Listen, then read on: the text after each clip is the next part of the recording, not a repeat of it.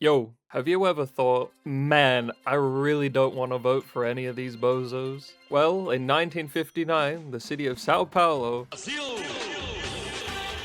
thought the same thing, and they decided to vote for, and you're not gonna believe it when I say it, a rhino, whose name translates to something like, and pardon my French, trash.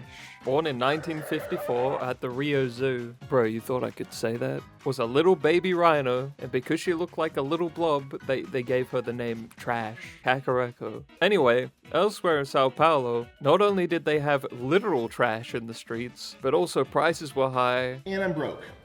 And I've made a foolish decision with my money. There were shortages on basic foods like meat and beans. Beans, what the fuck? And also, the South American classic, political corruption. Hello, I like money. In 1958, Cacareco was loaned to the Sao Paulo Zoo and was a very popular attraction, which coincidentally meant that in 1959, when Sao Paulo was having their city council elections, she was there. The city elections were an absolute nightmare. 540 candidates running for 45 council seats, and no one really liked the new guys or the incumbents. And so, some smartass said, better to elect a rhinoceros than an ass. And people took that literally. Students printed out 200,000 ballots with the name of the rhino Cacareco on it. In an interview, the zoo director was asked about Cacareco running for office and said, she's an ugly beast, and that she's very stupid. You could fit her brain in a Brazil nut. And I mean, that's kind of the point they were making by putting her up as a candidate. But you're probably wondering,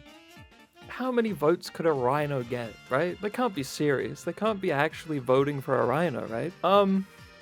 Yeah, 100,000 votes, or 15% of the total votes. More than any other candidate in the race. The human runner-up only got a tenth of her votes. She was returned to the Rio Zoo and was, of course, disqualified despite winning her election. Anyway, political corruption kept going as usual, and old Cacareco died in 1962, and you can see her skeleton in the Museum of Anatomy in the University of Sao Paulo. And no, I will not come to Brazil.